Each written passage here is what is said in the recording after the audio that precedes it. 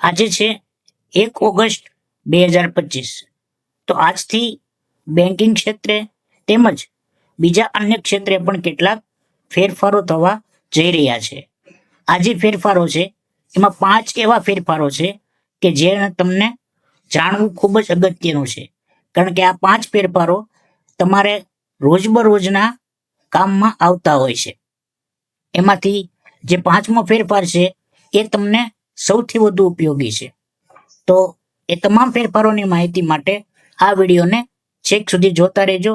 સાથે વિડીયોને લાઈક આપવાનું ભૂલતા નહીં. તમે લાઈક નથી આપતા, વિડીયોને લાઈક આપશો તો જ આ વિડીયો વધુમાં વધુ આગળ વધશે. એટલે વિડીયોને લાઈક આપી ચેનલને સબસ્ક્રાઇબ કરી નાખજો. હવે આપણે વિસ્તૃત માહિતી મેળવીએ. તો આજથી 19 કિલોગ્રામનો કોમર્શિયલ ગેસ સિલિન્ડર 34.50 સસ્તો થયો છે. દિલ્હીમાં તેની કિંમત 33.50 ઘટીને 1631.50 થઈ ગઈ છે. તે પહેલા તે 1665 ઉપલબ્ધ હતો. કોલકાતામાં તે 34.50 સસ્તો થયો છે અને ટોટલ 1769 ઉપલબ્ધ છે. અને આ તમામ માહિતી IOCLની ઓફિશિયલ વેબસાઇટ પરથી જ તે લેવામાં આવી છે અને તમારી સમક્ષ પ્રસ્તુત કરવામાં આવી છે. હવે આપણે જોઈએ કે યુપીઆઈ ક્ષેત્રે કયા કયા નિયમો બદલાયા છે અને કયા કયા ચેન્જીસ થયા છે. એમાં સૌથી પહેલો ફેરફાર છે કે હવે તમે કોઈ પણ યુપીઆઈ એપ્લિકેશનથી દિવસમાં 50થી વધુ વાર બેલેન્સ તમારું જોઈ શકશો નહીં. મતલબ કે તમારા ખાતામાં કેટલું બેલેન્સ છે એ તમે માત્ર ને માત્ર 50 વાર જોઈ શકશો.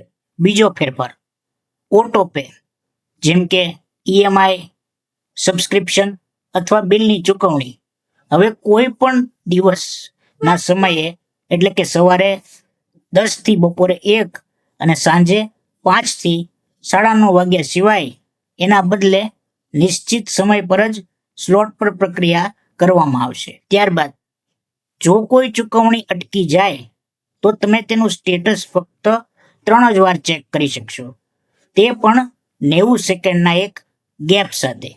એટલે કે તમારું કોઈ પણ ટ્રાન્ઝેક્શન કરેલું હોય અને એનું પેમેન્ટ એરર આવી જાય, ફેલ થઈ જાય, તમારું નેટ બંધ થઈ જાય, એના લીધે ટ્રાન્ઝેક્શન ફેલ થાય તો એ તમે માત્ર 3 જ વાર ચેક કરી શકશો. અને એકાબીજાની ચેક કરવું એમાં પણ વચ્ચે 90 સેકન્ડનો ગાળો હોવો જોઈએ. આ પછી માનો કે તમે કોઈ એવું પેમેન્ટ છે કે જે તમે કરી નાખ્યું છે અને તમને લાગી રહ્યું છે કે આ પેમેન્ટ એક સ્કેમ હતું કે મારાથી ભૂલથી વહી ગયું છે, તો એ પેમેન્ટ તમારું જે પાછું આવવાની પ્રક્રિયા છે એને અત્યારે આપણે NPCL પાસેથી પરવાનગી લેવી પડતી હતી, જે હવે નહીં લેવી પડે.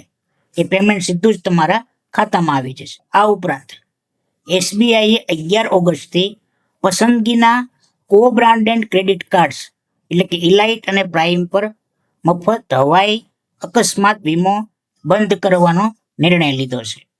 અત્યાર સુધી આ વીમો 50 લાખથી 1 કરોડ રૂપિયા સુધીનો હતો. આ વીમો અગાઉ યુકો બેંક, સેન્ટ્રલ બેંક, વૈશ્ય બેંક, અલ્હાબાદ બેંક સાથે અત્યાર સુધી આ વીમો 50 લાખ રૂપિયાથી લઈને 1 કરોડ રૂપિયા સુધી ઉપલબ્ધ હતો.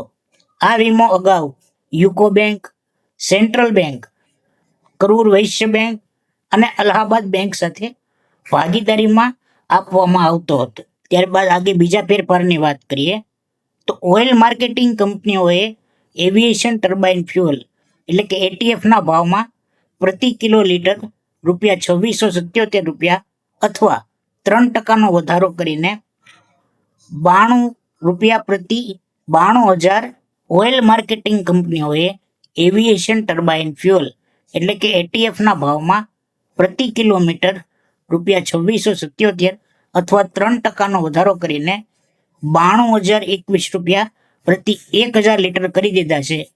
અને આ વધારાથી ફ્લાઇટ ઉપર સીધી અસર પડી શકે છે, ફ્લાઇટના ભાડા ઉપર.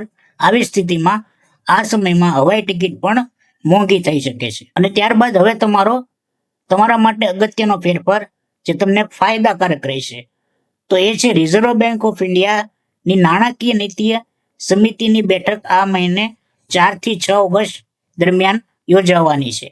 આ બેઠકમાં ગવર્નર સંજય મલ્હોત્રા પેનલ સાથે મળીને વ્યાજ દરમાં 0.25% ઘટાડો કરી શકે છે. જૂનમાં યોજાયેલી એમપીસીની બેઠકમાં આરબીઆઈએ રેપો રેટ 0.50 ઘટાડીને 5.50 કર્યો હતો. આ ઘટાડાની સીધી અસર તમારી હોમ લોનની ઈએમઆઈ અને બચત ખાતાના વ્યાજદર પર પડી શકે છે. એટલે આ ઘટાડાથી વ્યાજદર દરોમાં ઘટાડો થઈ શકે છે. તો મિત્રો, આશા રાખું તમને મેં આજે જે કાંઈ 1 ઓગસ્ટથી આવનારા ફેરફાર કીધા છે એ માહિતી મળી ગઈ છે. જો તમને માહિતી પસંદ આવી હોય અને આવા જ વિડીયો તમે વારંવાર જોવા માંગતા હો તો મારી આ ચેનલને સબસ્ક્રાઇબ કરી દેજો અને આ વિડીયોને લાઈક કરી દેજો. ઉપરાંત એક લાઈક કરશો એટલે હાઈપ બટન આવશે. એ હાઈપ બટન આવશો તો મારા વિડીયોને વધુમાં વધુ આગળ મોકલવામાં આવશે.